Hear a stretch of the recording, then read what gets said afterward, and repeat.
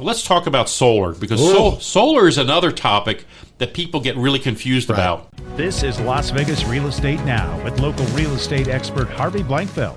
And I'm going to start it off with this, and I'm going to ask you a couple questions about it. All right. But I'm going to start off with this. I've had people say, gee, I don't want a house with solar. End of story. I don't want it. I'm done. No, I'd rather just let me deal with the electric company. I understand that there may be some fear related to it, but I'm a no solar person. Okay, John's you are a solar person. I have solar on my home. Okay, and I'm going to point out to you that when in the course of purchasing a home, if you have solar, 95 times out of 100, your power, the cost of electricity is going to be less than if you didn't have it. Sure, I acknowledge That's the one thing I'm going to say is that there are a few instances where it might not, where the solar company kind of ripped somebody off. But for the most part, you're going to pay less. I have a friend who has solar panels, doesn't really be hooked up. She's like, it does nothing to my bill. I get no my credit. Goodness. I'm like, do you want to have that looked in? You should have that looked in. And she's struggling with it for years. Oh my goodness. Yeah, that's just silly. Okay, so let's talk about solar. So you've come across solar involved as a lender, right? And it's something lenders are concerned about. Yeah, it's a whole topic. It creates a whole kerfluffle in the real estate transaction. Potpourri and kerfluffle. Kerfluffle. Nice. Okay. Right. First one that blows my mind is the idea that I'll talk to people or I'll run into people who say, I'm thinking of selling my house. Let me add solar. It'll make it more valuable. And I tell you, inside the industry, all of our heads explode at that moment. It's like, you're doing so much you're going to regret here, right? And it starts with the idea that, at least from my industry point of view in lending, if there's monthly payments for it, if there's a loan on it, if it's a lease, if it's a power purchase agreement, it has no value on the home. So when we're appraising those homes, the appraiser is not making an adjustment because there's solar on it. The reality in real life is, would a buyer like my house better because I have solar on it? Possibly.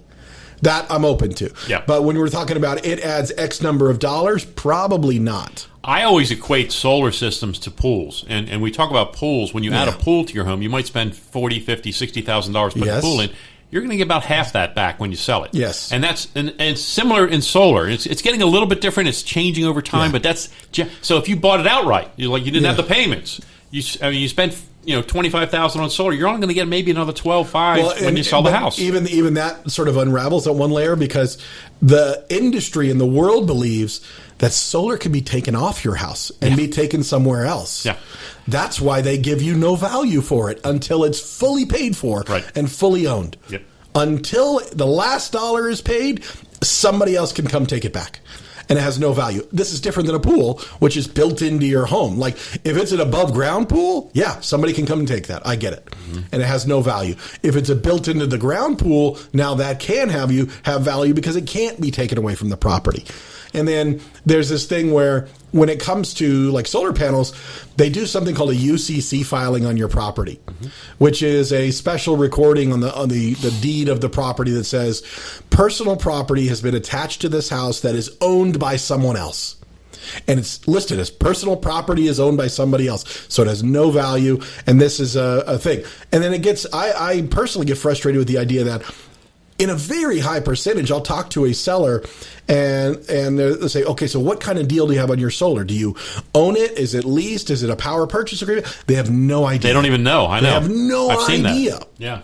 And I don't know exactly how the sequence goes down where the person knocks on your door and sells you solar and what you're told and all this kind of stuff. All I can say is that a very high percentage of people have I dealt with a client yesterday, has no idea whether she leased it, owned it, this kind of thing. She told me in this conversation, I think it's owned because I called them one time and they told me what the payoff was going to be.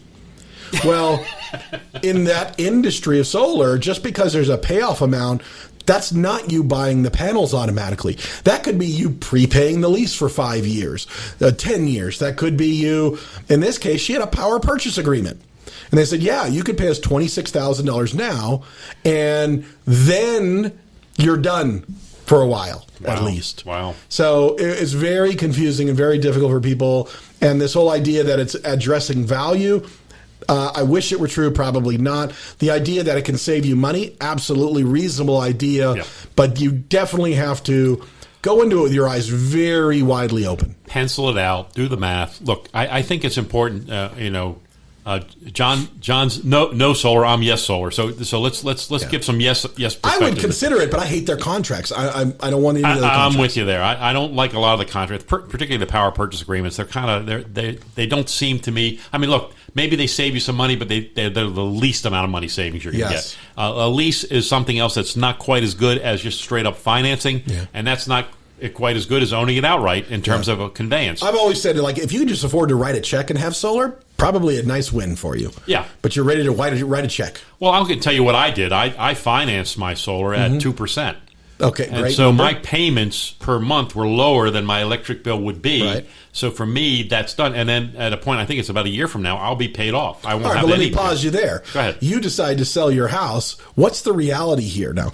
The buyer of your house needs to qualify to take over your loan, or you have to agree to pay the loan off out of whatever money you have. Yeah. So are you getting less money for your house because you had to pay off the solar? Are you trying to get the buyer to take on this loan in addition to paying you your price for the house? It becomes a whole nother layer. I'm not going to get less money for a solar if it's financed or owned outright. I'm going to get more money. I will get some value for the solar if it's owned outright or even if it's financed. We would hope so. Yes, and that's usually the case. The appraiser will give some value to it. Right, but when we think about, okay, in making up numbers here, but a seller agrees to pay $500,000 for your house, but your solar is $40,000 that has to be paid off. Now it's 500 minus 40 in that example.